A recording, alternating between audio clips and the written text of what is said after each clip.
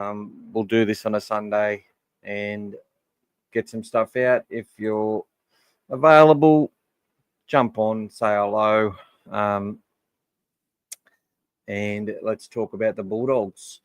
But yeah, I'll go through the review. Very happy with the preview of this match and what a lot of us talked about leading up to the game, things that would need to happen, and people who are very faithful on the win against Parramatta. G'day to everyone who's jumped on. Say hello. Give us your thoughts.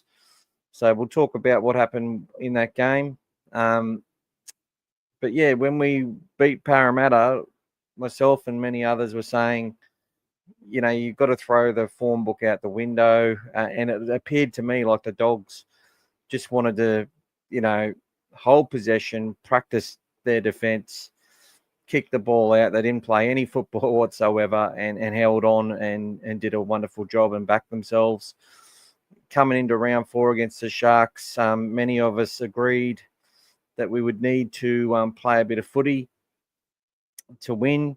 And there was definitely going to be, we're going to need a lot more variation in our attack. G'day, Mister. It's me. How you going, buddy? Very good win. We're going to need that variation in attack, and I spoke about it specifically, as did a few others. The preview is pretty spot on, which doesn't always happen, obviously. Yeah, I love that. Marnie should get suspended because he didn't hit him hard enough. Well, there you go. Look, I thought it was a complete accident, the first one, and the second one, like he's trying to hit him around the shoulders, trying to hurt him. Rolls over the back of his neck. Like, there's no bias in what I said, and a fine's fair enough. The Tupanua one, they don't want him doing that. After the ball, at that point of the game, it wasn't necessary. He's cost himself a week, which could affect us because he's been really important. The way he's went out there to make statements every time he tackled someone was exactly what we need, this club, and he's providing it in spades. Very happy with Bailey Hayward. So, look, the coach has to be congratulated. His strategy in the first 4 rounds, they've played different. They've started fast. They've held on. They've done, the first few rounds, they were running like set plays on the left edge, on the right edge, and they were sort of scoring the same sort of tries, getting some momentum, a couple of nice flat balls through the centre for Satili Tupanua in round 1 to score. And in this match, putting Jacob Preston on the left edge, whilst it was great for our attack and exactly what we needed, what it enabled was Bailey Hayward to dig in. He ran the ball a lot more. He still only run for 30 metres, but he ran with the ball a lot more, took it to the line, less inside balls. And when he did his inside ball, one for Bronson Cherry, Cherry's able to score as we went from left to right and then sorted him out. But I just felt he was able to really straighten up the attack, put some really nice passes onto the chest of, sort of onto the chest. Preston was running so hard and fast that he's had to sort of catch the ball from behind him both times. And, the offload for Cherry for his first try was just phenomenal. G'day, Elaine. Welcome back. 4 from 4, no looking back. There we go. And congratulations to Harold Matts, who won their second game of the season. They're a really talented side, a young side, but talented side. And they were up 18-6 at half time, a few minutes into the second half. They conceded 2 tries, or 18 all. CJ got a try to put them up in front, 24-6. They'd actually missed 3 of their goals in the first half as well, or 2 of them. I think they had 4 tries in that first half and only 1 goal. Then got a converted try in the second half, and that was enough to hold on. But they had to defend their line resolutely. Same thing happened in Flegg. We got that lead. We were actually coming from behind in that second half, got to the lead, and then had to defend our line for heaps of sets and hold on and win. And that was a really good confidence booster for the juniors because they have been struggling. SG Ball copped a toweling against the Roosters on the Saturday earlier. Our girls are going great guns. And congratulations to the North Coast Bulldogs who won the Lisa Fiola regional competition, a pathways competition. They won that as well. And they will get players that'll feed in to our teams that play in the rep footy competition. So there you go. Really well done. Welcome, Timmy. Welcome back. Great win. Go to the Doggies. G'day, Bilal. How you going, my friend? Trevor. G'day, mate. Great show as usual. Do you think Underhill has a chance next week for Tilly to go to the Dogs? Trevor, I actually had a think about that. I think it's too. He's actually not in the development list, and we've got enough people to cover, so he's not ready. He's not going to play yet. Once he goes on the development list, he will be eligible from round 1, and that'll be next year, unless they upgrade him to the top 30 quicker than, and they may even do that. There's a chance that could happen. Lipoy moves into the top 30 next year at this stage as well. But and that's sort of how they transition it. And I'd say there'd be room for players like Luke Smith and Rennie Karma into the top 30 next as well, which would leave about, if some of those juniors, I reckon they'll put 4 or 5 juniors onto upgrades, which will mean that there's about 8 people off contract that'll be fighting for about 3 or 4 spots at this point. So I think that Underhill, unless we get a couple of injuries during the week and we need to call on him for that, he won't be debuting next week unless they somehow bring him into the top 30. In the past, I'd be worried about losing Toops, but not this year. The backup we have is coming through is great. G'day, Lakeside. Eshke, I told you Bulldogs 13 plus. Great tip, brother. Well done. Up the mighty Bulldogs. We're back in business. It's been a long time since. 100%. And thoroughly deserved for all the fans. And look, I said this on the preview. So shout out to the dog father. I'm giving myself a rap. That Jack Todd, there's a good chance that he would debut. There's a few whispers too, but look, that I heard afterwards, after the fact. The couple of people knew about it, but sorry about that. People want me to work on a bloody Sunday as usual. Look, I've lost my train of thought there.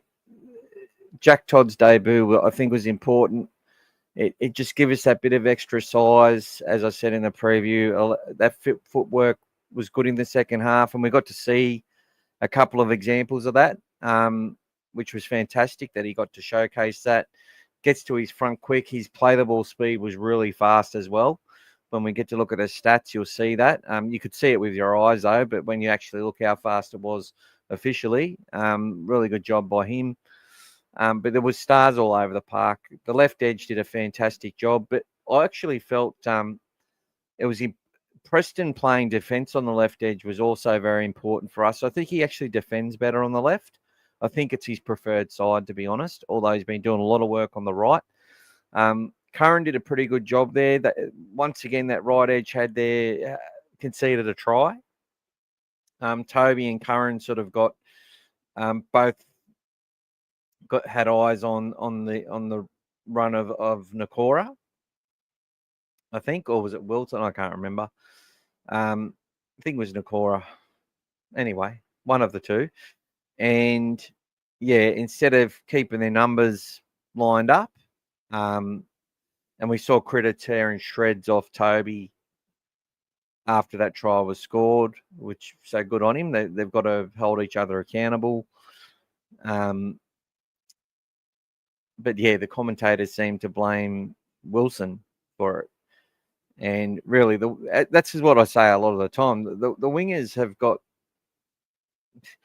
a tough job when the inside doesn't do their job, or they just strip for numbers, and the fullback can't get it lined up properly. So it's a team game, team sport, and was the one slide on our performance. Was that right edge conceding again? The left edge, I feel, with the fact the track was a little bit heavier, that those Sharks played some good footy down their right edge with Ramian, and got to Stone Street on the outside, but he didn't pin his ears back, and it was just that slight pace off, which would have potentially got them closer to scoring tries, but they've had to come inside. But good job by the left edge all the same. And Montoya continues to make every tackle he has to make, which is fantastic. But that comes down to the work on the inside, pushing out. I just find we're doing a lot better on the left edge. And even with, I think the Knights will attack it. I really do in the next game. I think it'll continue to be a place they go. But yeah, you got to say Curran did a really good job, and I love the fact that Josh got a few offloads away as well. We offloaded a lot more yesterday, so we just showed that we can play some football when we need to against the better sides, and we're not afraid to do it, which was fantastic. I'm not a Bulldogs fan, but I respect the Doggies. Hopefully, Warriors can get the win tonight. Up to Wars. Yeah, well, they're playing the West Tigers, so that's a toss of the coin. I'm thinking, like Wests are getting some momentum, but I think West will be brought back down to earth by the Warriors today. But the Warriors' spine and losing, what's his bloody name, Dylan, to the Eels is a big loss for them, massive loss for them. They need that sort of skillful player, but we'll see what happens. Kick out Burton Kraz back after the bye, right? Yes, essentially. I think we'll definitely see Burton back and definitely see Kickout back, and we'll be playing the South Sydney Rabbitohs, and we need to smash those bastards. Really need to smash them. So who replaces Satili Tupanua next week? I'm glad you asked. Look, I think Jack Todd obviously holds his spot, and Curtis Moran comes in. They've got Salmon who can back up and play on an edge if required. I think Salmon had another really solid game in the centre. The reason he is there is he's just a trusted defensive effort on effort type of player. And that's why he's got to be there. Yeah, Bilal, I'll get to you when I can, mate. Sometimes it takes me a few minutes. I do go in depth. Here's my new top four: Storm, Panthers, Broncos, Dogs. Well, in the betting, we're fifth in the line of betting. I've seen we're still 14-1, so Sharks are at 10-1, still in front of us. But our odds will continue to shorten, I'm sure, the more games we win. What a return to Shark Park for Bronson Cherry, 100%, brother. But going back to you, Bilal, I believe that Curtis Moran will come into the side and play that middle role. Jack Todd will play more of that middle role as well, and Harry Hayes will be there. There's also a chance they could bring in a Lipboy Hotboy to play a more sort of impactful role, but I think it'll be Curtis Moran as the next man up, and you'll find that that they'll have Salmon who can cover on an edge if one of those guys goes down, and if need be, they've had him playing in the middle and on the edge in New South Wales Cup to broaden his ability to cover positions, because that's essentially what they've got to do. They've put Lipboy there a few times as well, and sometimes it costs us games. You know what I mean? When they do this in the lower grades, where they put them in other positions, and it's frustrating for players sometimes.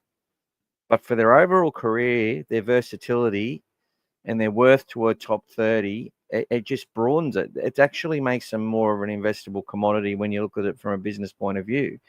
playing them on both sides of the field, even if it's a weaker side for them, knowing that that the best practice is in-game practice, and everything's an opportunity to improve and impress, and it just means they've got a lot of stuff to work on, both at work, at practice.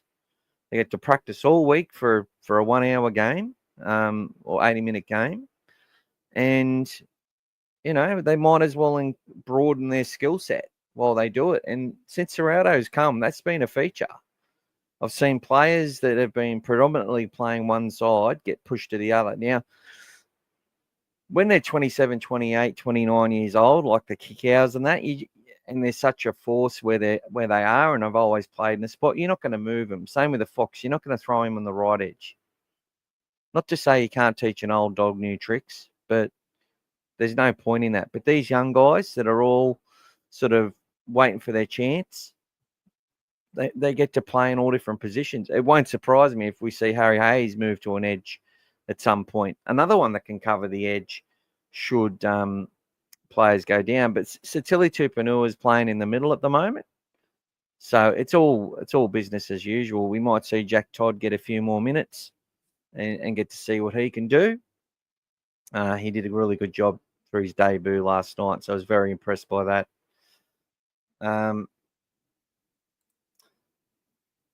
Panthers aren't making top 4 this year. Well, look, it's going to be tough for them. It's definitely going to be tough, but the amount of points they've conceded in the first 4 rounds should be ringing massive alarm bells for the Panthers. The track record proves they can step up. We've not won an Easter Friday in a long time. Hopefully we can do it. Yeah, well, we've been ripped off for numerous times. And I just wonder if Jared Sutton will get the appointment again. I'd say he will. He will. Top 4, Doggy Storm, Broncos, Seagulls. Not Manly. They are too inconsistent and injury liable.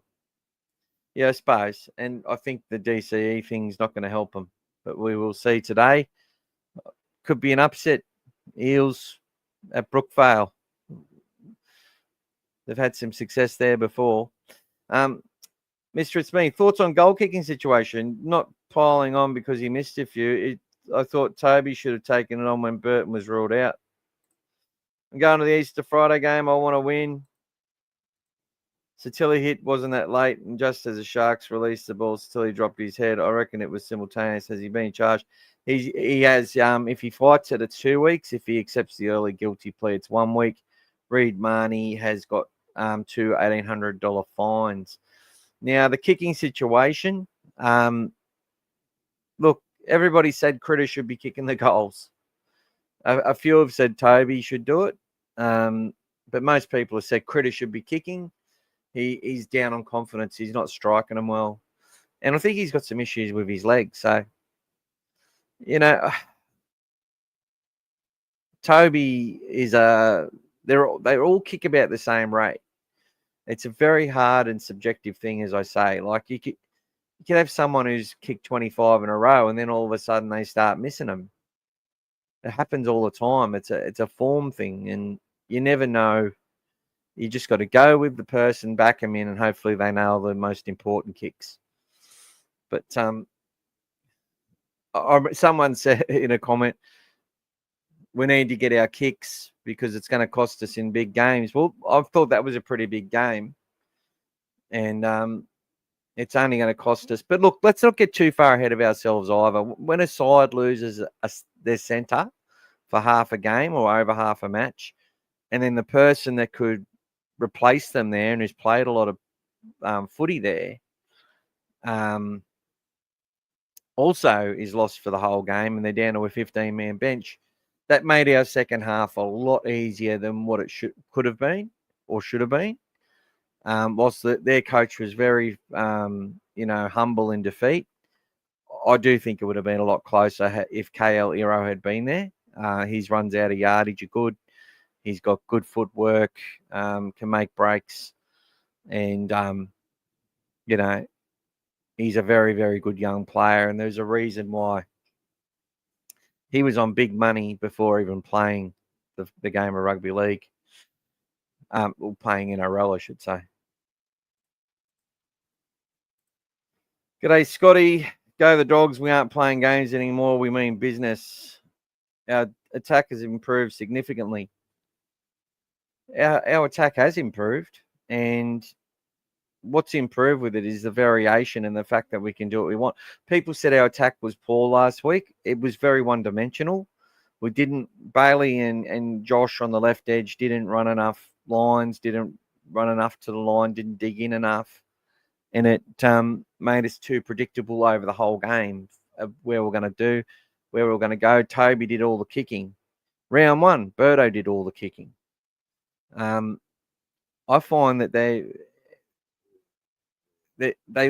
these early rounds, the first 4 rounds, is not a good time to bet on football matches. Or it's a great time to back roughies, is what I should say. Because there are teams with systems that are looking just to get those systems right and looking to find the right pieces of the puzzle moving forward. And it's all about the defence. The Dogs have done a lot of work on their attack, as the coach said. And I felt in the first few games, as I said at the start, we kept nailing those. They've done heaps of reps on Montoya scored identical tries. Wilson scored identical tries in different matches. The tries we scored against the Sharks, a little bit different, Although there was a try where Kickow offloaded for Tracy in against the Titans, and that was a similar move we saw for Preston. So they're able to play those, essentially straighten up the attack, throw some good ball, hard running lines from your second rower, and then the ability to offload and get through. And I tell you what, Jacob Preston is an absolute champion, and he's state of origin bound. He's probably still sitting 5th or 6th in the pecking order for an origin start. But he's one of those players that you would say if he was a Queenslander, he'd be picked to make his debut 100%. Lipoy been playing big minutes in Cup, doing well. What do you think about Amon Reed that could go back to England? Read that he could go back to England. Yeah, it's definitely been murmured, and not just by people, not just by like the news. He's fitter than he's ever been, right? And he's actually, if he went back to England right now, he'd dominate again. So the reports are that he's getting fitter and fitter and fitter, but he just sees that he's got too many people in front of him. So he could be one that he's not on huge money either. So he could be one that goes back. But him being at the club is fulfilling a purpose, right? They come to the club to become better players, and that's what's happening at Canterbury. People want to come now to be a better player, to play under Serraldo, to play under, Bulldogs legends that are all throughout the club, doing different things. You got Mick Potter there, you got Mark O'Mealy, you've got Steve Turner, you got Willie Mason in roles. All these players are involved, and it's not a bad joint to come to. If you like to have a community culture, if you like to learn and to play in a really tough system, and that's what's happening. And even though a player might come to a club and not even play a game, they are still fulfilling a purpose a lot of the time. It's not always a situation where they're having a big sook because they're not getting a go. They're brought into the top 30 for their leadership. Drew Hutchison might not play NRL for the Bulldogs ever again, but he's still fulfilling a really important role within the club. Jake Turpin has had a lot of injuries, but he's still there, highly amongst the playing group, well liked. They're all mates. It's a really good place that we're in at the moment, and setting up a really good culture for the young fellas coming through. I always said if we can get our attack to top 4, we can win the premiership. Yeah, well, still a long way to go. We're definitely a contender. You have to say that already, but the big games are yet to come. The Broncos are going to be very, very hard to beat this year. Very hard to beat. with their strike. You can dominate that side. They're a side you can dominate and still lose. And that's when they got their aura about them. And I'm starting to see that aura grow again. But I think their fullback, if he calms down and just plays a role instead of trying to sort of say he's $1 million player and he needs to be involved in everything, including, making defensive hits in the line that he doesn't need to fucking make, just to sort of get involved and show his worth, he will actually develop into one of the best players of all time. But if he continues on this, probably putting too much pressure on himself and playing too much, he's someone who can cost that team opportunities. And that play where he caught the ball and then he just let himself slide over the sideline, it didn't cost them the game, but it meant they had to do another set of defense. And it was just ridiculous. So basically, that was him protecting himself from being smashed on the ground. So he just catches the ball and then goes out into touch with it when he didn't have to. He could have hit the ground, stopped, even though it was a bit slippery, and copped a hit for his side and then let his side work off the bloody try line. I didn't like that. And if I was a teammate, I would have fucking hated that. Whereas watching Reid Marnie try and smash the bloke on the ground, as a teammate, if he didn't, you'd be saying, what the fuck are you doing?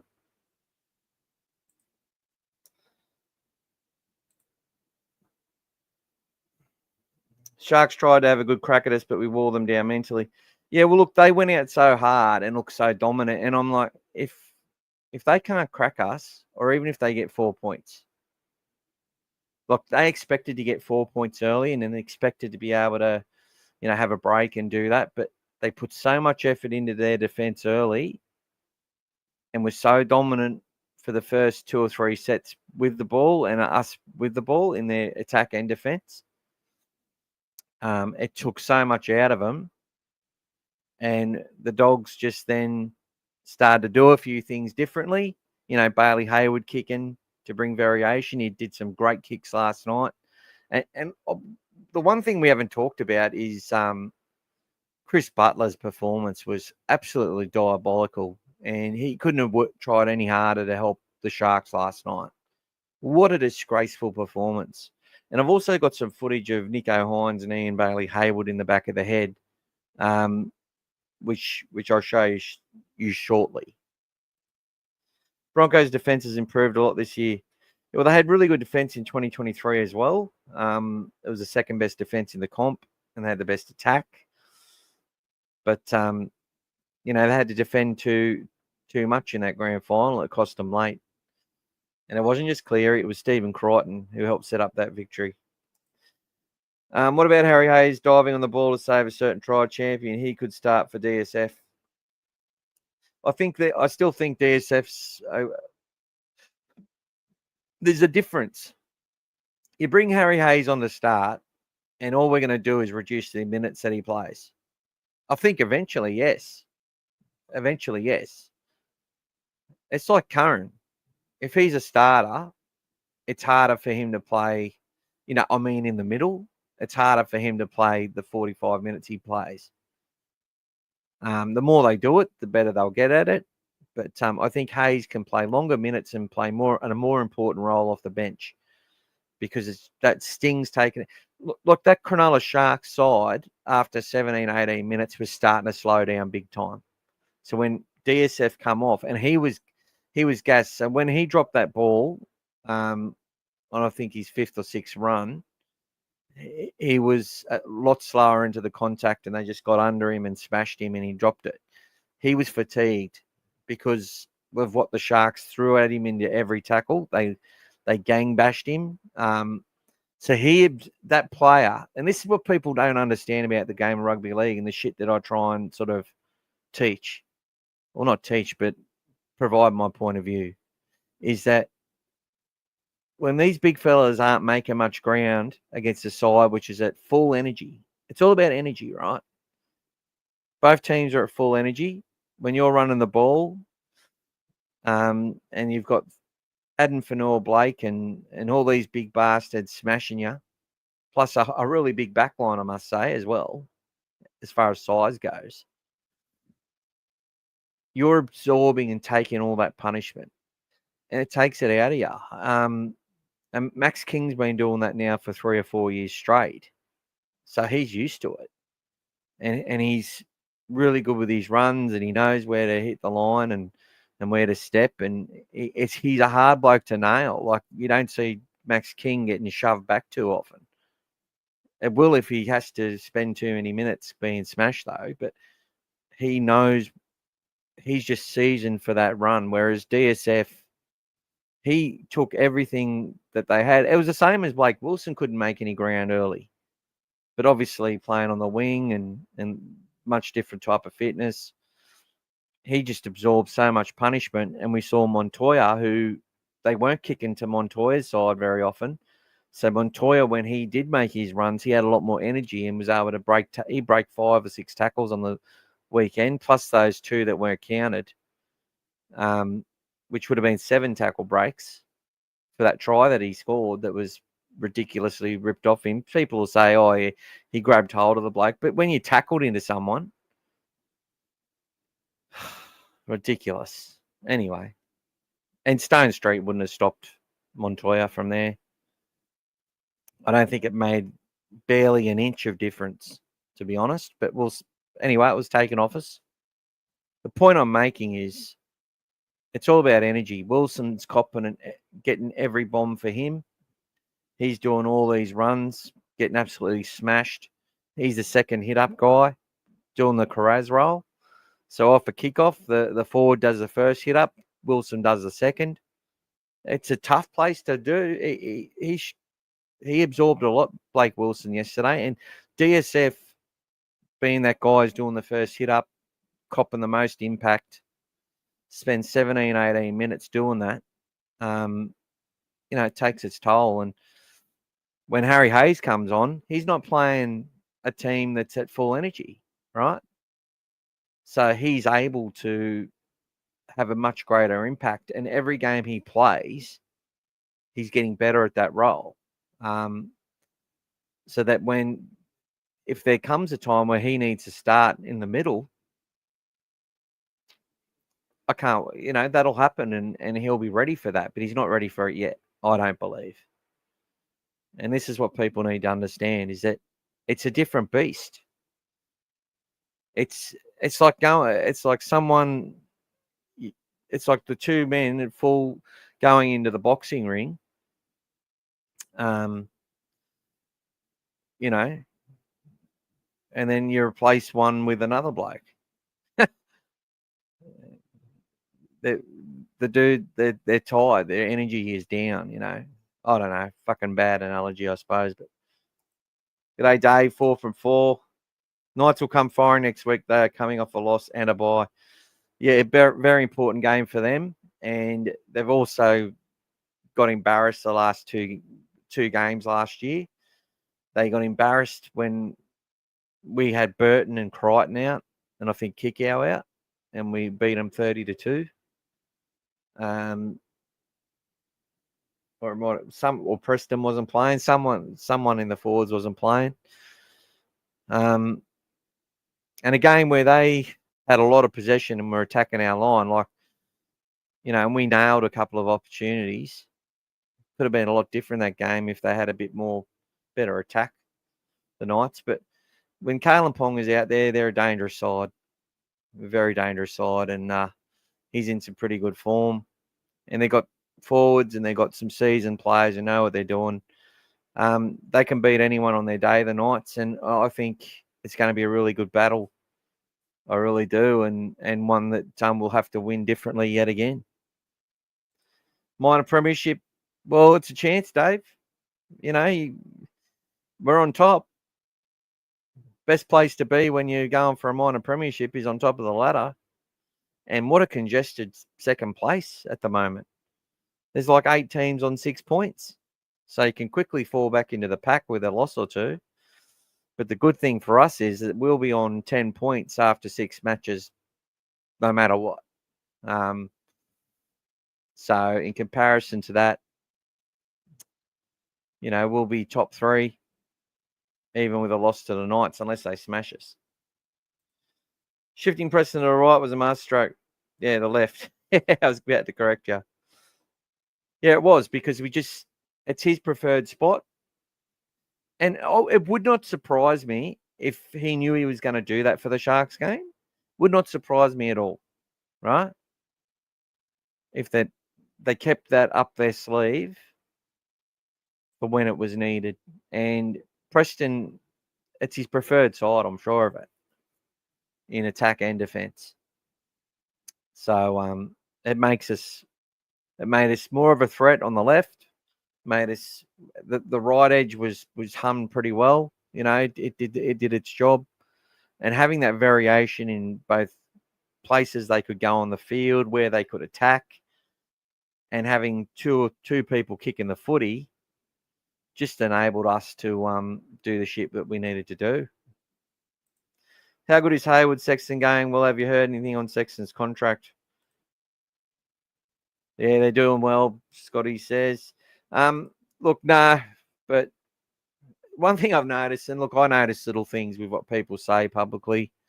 I noticed the captain hasn't said much about Toby, but Reid had lots of good things to say about him. So I think Critter was still pissed off that I think he blamed Toby for letting in a one try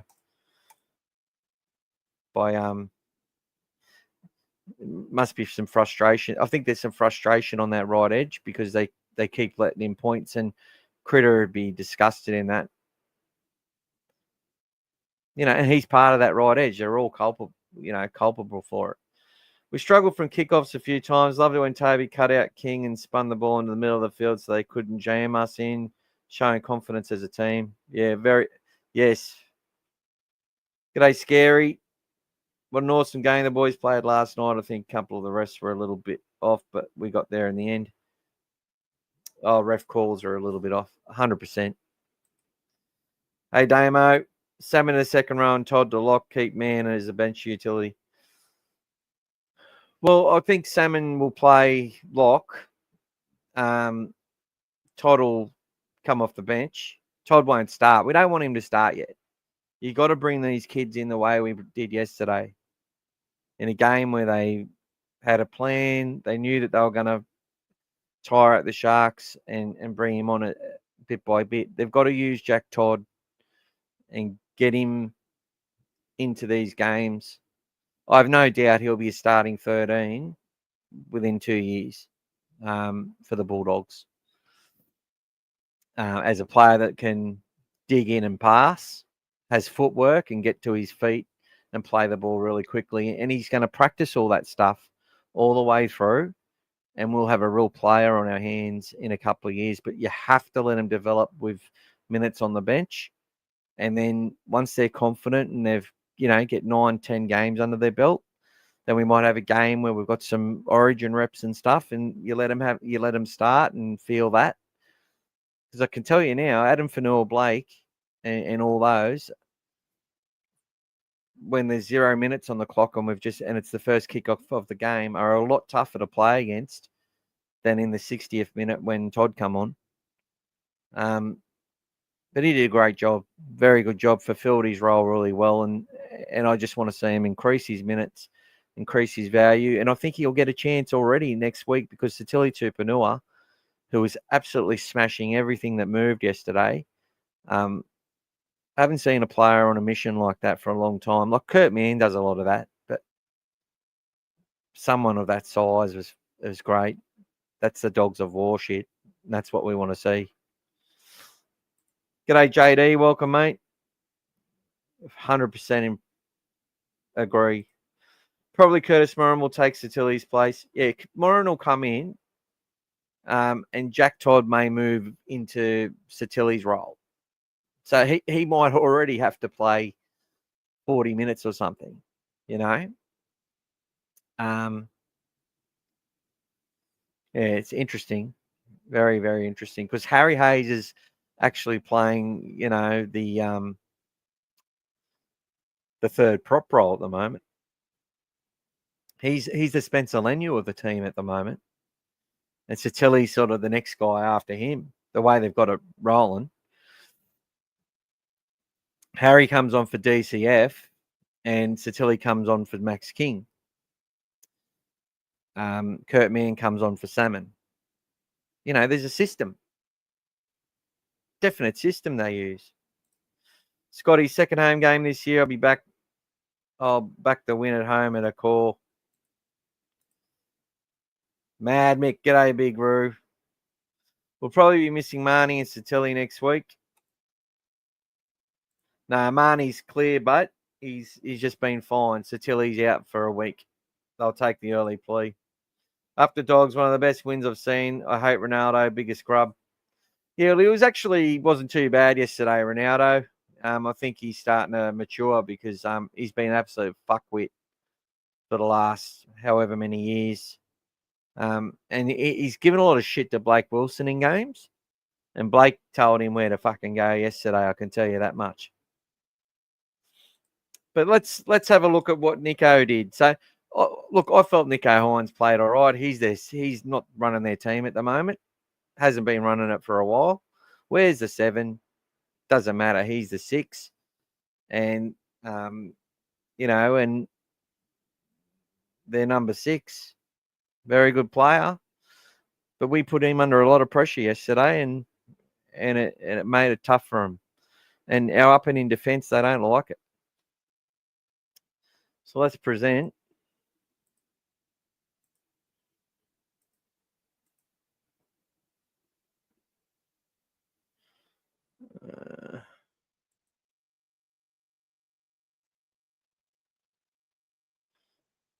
I'm going to show you this.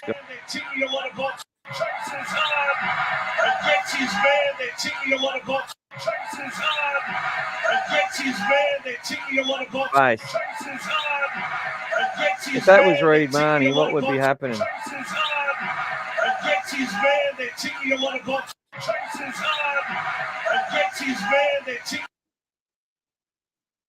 Let me have a look at it. Now, if you freeze it, it looks a lot worse.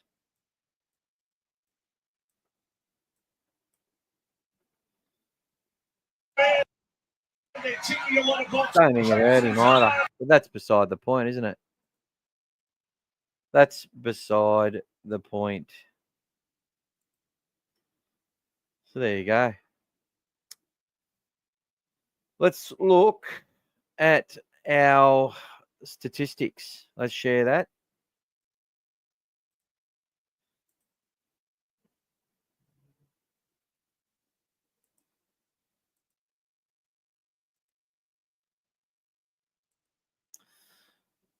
All right, actually, I'm showing you the wrong one. This is our Jersey flag, our Harold Matts victory today. We 5 tries to 4. And winning try by Chinadu Uday, which is a very important try. He's got good footwork. He's a starter, kid. Keep an eye on him. And I'll tell you what, Braith Sloan, he made some big contact in the end of that game. Very happy with that. We won Jersey flag in a similar fashion. But let me get the right bloody thing.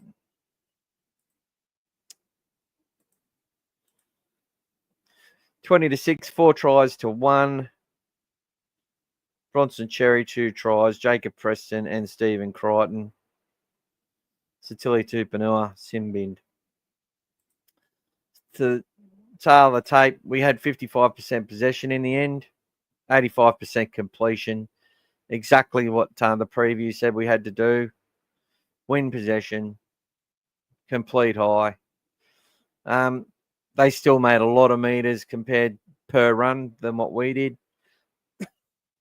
You know, we had 24 more runs, but only made 100 or 80 more meters, which shows you post contact. I think we've won that nearly every match this year.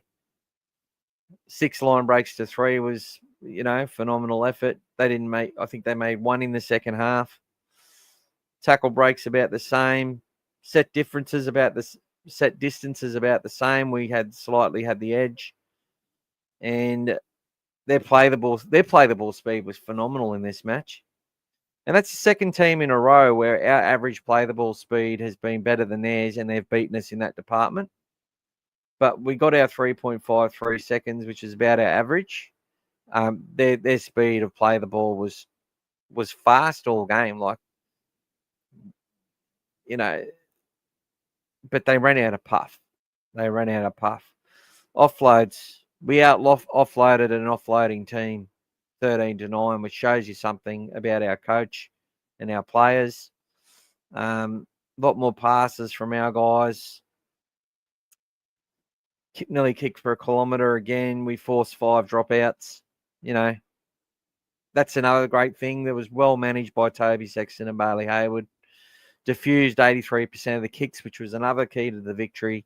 We're going to be under a lot of pressure because the fact that they can kick from halfway a lot of time, which they did, and compete on bombs and stuff, where we're kicking long. Quite often we're getting, kept to small sets and had to kick long, which means you can't compete. But our kick chase was phenomenal yet again. Tackle efficiency, only slightly below the Sharks, which is a good thing. We missed 27 tackles, which was great.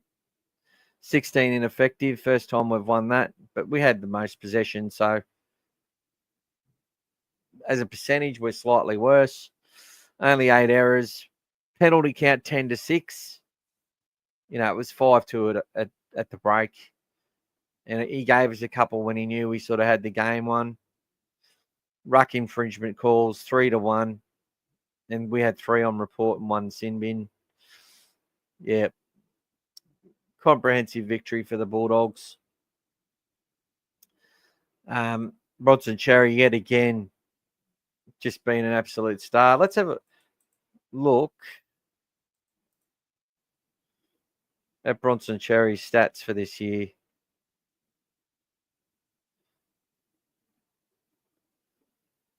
He scored 3 tries from 4 matches. He's had 4 line breaks from 4 matches, 11 tackle breaks.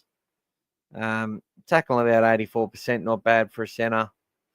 Averaging 155 running metres. He's doing all the work out there. Phenomenal effort. Well done. And, mate, he's been a winner. Since coming to the Bulldogs,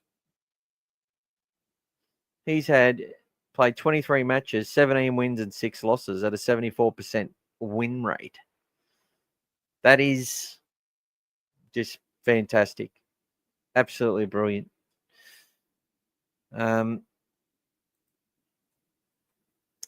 Was that actually showing then when I did that? No, it wasn't. Sorry about that, guys. I was going through Bronson Cherry's stats, but you didn't see it. It's annoying. But yeah, look, I was really impressed. Jack Todd, he had 6 runs for 55 metres. So this is the metres yesterday. And our back 5, a lot greater share in the workload. So Critter, that's the most runs he's done for a long time. So I think there has been an ongoing little issue there because, yeah, and the fact that we're kicking from both sides of the field also helps with sharing the workload in the stuff that they do. So that variation that I kept talking about is a lot to do with how the stats end up, the outcome. These are all outcomes. Connor Tracy. So he was under pressure a lot. 24 runs, 138 metres. Blake Wilson, 21. You're not getting much. They're under pressure, a lot of those runs. Cherry made a huge difference. Critter. Lot more runs. Not getting as much bang for buck with the runs. And Matoya had more runs in the second half. Hayward only 5 runs for 28 or 30 metres, but he ran with the ball a lot more. He dug in a lot more. He straightened up a lot more. And Toby just managed things well, played both sides of the ruck. Max King, yet again, another dominant performance by him. and great efforts on the edges there with Preston and Curran really sharing the workload. And this is what I wanted. I wanted it to be going down both edges, playing both sides of the field. And we did that, which is what we've got to do against the better sides. And I think you'll see that happen more often as the year progresses, that more complete style of play. As they go. Jamin Salmon, good effort through the middle. Kurt Mann asked a lot of questions in that time he spent on the field. I think he only had about 25 minutes, maybe, Kurt, on the weekend. Harry Hayes, 11 and 84. Tupanua and Todd. Jack Todd's play the ball speed, 2.97 seconds. Kurt Mann, 2.93. Montoya, 3 seconds flat. That's just phenomenal. Max King, 3.06. Phenomenal effort. And look at all the offloads. 3 for King, 2 for Curran, 2 for Preston, 2 for Kurt Mann, 1 for Salmon, 1 for Toby, 1 for Bailey, and 1 for Critter. 6 missed tackles for Marnie, 4 for Jamin, 3 for Harry, 3 for Satilli. But look, the line speed of all those guys was phenomenal in the match. Toby and Bailey, and look, the Sharks went left and right against us, put our halves under a lot of pressure, and they've both made 22 tackles each. And their line speed's great. Been very impressed with Toby's, line defense and the tough stuff that he's done. Toby kicked for another 717 metres, supported brilliantly from Bailey Hayward with 232. Marnie no kicks, which I was interested, which interested me a lot. Like I couldn't sort of believe that. Time on the field, Saluk Fafita played 16 minutes, and that was it. Salmon played a big role, 52 minutes. Tupanua, 46. Jack Todd at 16. Harry played 41 minutes straight. Kurt played 27 straight. Preston and Josh Curran at a rest. He only played 71. So there you go. That's the stats, guys. And how are we going? Yes, we should have won New South Wales Cup against Jets, but Hutchison's in mid screwed us up. Yeah. Drew Hutchison's a good player, mate. That's all I'm going to say. Haven't caught up with CJ yet, but thankful for the win. Yeah, winning solves everything. He's going to be a happy boy. Bronny had a blinder. Sure did. Bronson's a star in the making. We need to keep him. Well, we have kept him. We re-signed him, brother, last year. So he extended. And, and he's one that you'll struggle to keep moving forward. Unless Critter moves into a spine position and Cherry becomes the dominant centre player and gets the most money as the centre. So that's how they work their cap. You have your dominant player in each position, and then you have your secondary player. And the secondary player is, if someone outplays that role or they're too good, they're the one who moves on usually. Or the person in the dominant sort of role goes on big money or whatever, or they retire or whatever, or they move positions into the spines. That sort of stuff happens. But yeah, you won't have a situation where you're paying $2 million for 2 centres, but you might pay $800 for one and $400 for another. But ideally, they wouldn't want to spend more than, they'd want to keep it as close to $1 million as they can for the centres. Wingers probably keep it under to 750 if they can. And the way they do that is when someone outplays their salary, they're either, I want to stay and take what I'm getting or take a pay cut, or they let them go and replace them with someone who's on minimum contract as a junior or sort of coming through the system, or you've got a really smart spine player, future spine player, that you need to start on the wing, like a Roger Tuivasa-Sheck, for instance, and players like that. You got to start them on the wing because they're that good. You got to have them in your team, but there's no room for them in the spine yet. So you might have paid a bit more money to keep a player like that for the future. It's hard. It's very, very hard to manage, but that's how they sort of do it. That's what I see. It seems that the good sides, that's how they manage their caps. And they'll try and get a play. And then, where there's a hole where they don't have that juniors, enough depth in their juniors to have someone ready, they'll go and buy a player on, they'll spend up to 250,000. And you'll see the Penrith and the Storm went and bought Meaney for 250. They let the Fox go. The Bulldogs pay 550 for the Fox. Meaney gets, so we've spent 300 grand on more on our cap, but lost a player to the Storm for 250. So, and I think the Fox was on about 400 at the Storm. So they've got a replacement for 150. Then they get Xavier Coates on a $350,000 deal. So for the price of Josh Addo-Carr, they've basically got Xavier Coates and Nick Meaney. Very smart. And that's when you're coming up against a side which their salary cap hasn't got as much value in it. But now that we're getting value as a good team, we've got to have that pathway for the juniors to come into as the secondary sort of position, and then have that senior role for the other player.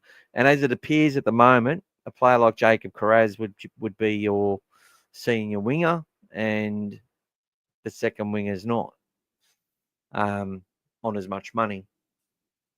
If you got two sort of similar players of similar ability, they could be getting a similar amount. But yeah, lots of ifs and buts. Mitch up the doggies. Connor Tracy's a fantastic player in my opinion. Howard played very well. Sexton is getting better and better every week. Yeah, 100%. Couldn't disagree with any of that.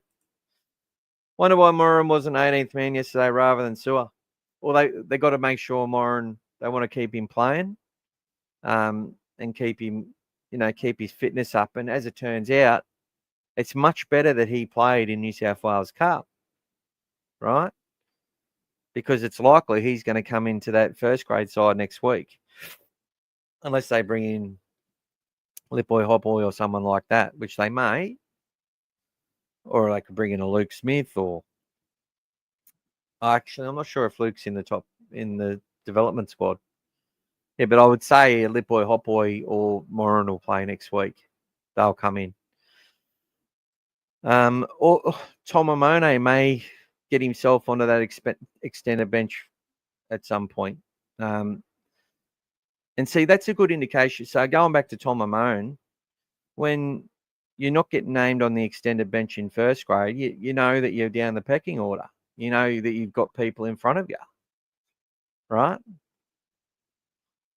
So unless he sort of can get himself onto that extended bench, that's when he knows, oh, I'm getting a lot closer, you know what I mean? And that's how it goes. But better for Shorty that he's played on the weekend, and now with Satilli out, he's going to be potentially the next man up. So that's a good thing. No disrespect to Wilson, but I just think Kiraz gets us out of trouble a bit better, makes big meters. I think they're both phenomenal players. And look, Kiraz has captured my heart and mind. He's one of the best players I've seen come through and debut for us. It's one of the best debuts I've ever seen. It was almost Sonny Bill Williams, like, to be honest, when he debuted against Parramatta. The debut of Kiraz against the Broncos. While we didn't win, I felt we dominated for long periods of that match. And, the amount of we had 8 players missing due to a COVID issue. That's how he actually got his debut. Players who come on the scene like that are very special. Jacob Preston, another one. Like, we've been blessed with people that have just come on and made an impact for our team straight away, from nowhere. Blake Wilson's almost another one. Like, he's a first grader. It's hard to fit him in. I could see Blake Wilson playing fullback too. I still say it. He's got something special, that guy. And he's actually 95 kilos. Like, he's packed. He's built of muscle. The amount of bloody beef that bloke's put on himself. He's got legs like tree trunks. You don't realise it. But he has put in the work, that guy. And it's part of the reason the dog side have tried to keep him. And they might even have to bring, I can't see it happening, but they might have to bring Carraz through New South Wales Cup and give him a few runs. That might be the best way to go about it. But I don't know. Can't. Carraz is like in my top 3 favourite players. I agree Carraz is like, but Wilson is also good. He'll be very hard to keep. Where does Thompson fit in next year? Well, I don't know, Big Roo. In reserve grade.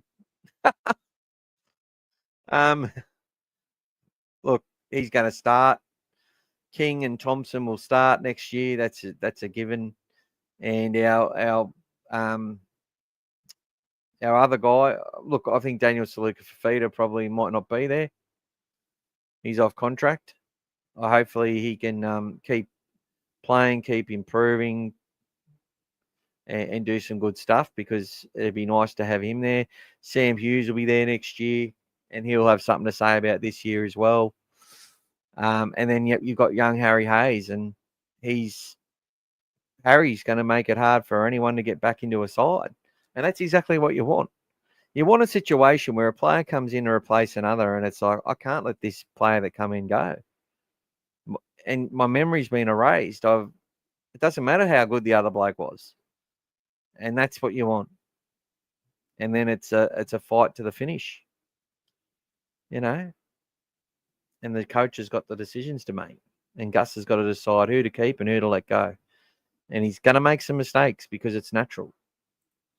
G'day, Dan. Welcome. What a win, 80-minute rugby league. I thought Harry Hayes an absolute blinder, cemented his spot. Well, let's hope so. But there's still an order there, and it's very hard to get yourself to the next level. Very, very hard. I rated Harry in the top 2 on the field yesterday. I believed top 3 equal second with Hayward. I had Preston on top, Hayward and Hayes equal second. And I've probably got King and Toby in that same spot, and Cherry. Like, it's fucking annoying to try and give a man of the match for the Bulldogs. There's so many contributors to our side, and I love it. I love that we don't just... It's going to be hard for someone to win a fucking Daily M, because every week we just in love with so many performances of our players. Wilson has the best rig I've seen. If I were him, I wouldn't own a T-shirt. Well, apparently he doesn't like wearing them too much. Thompson wears 10. It's good having competition fighting for spots. So there you go, guys. So obviously, you know, Jason Taylor and Cameron Serrato listened to the dog father on a preview on the weekend just to give himself a rap, and did all the stuff that he said to do. Debuted Jack Todd.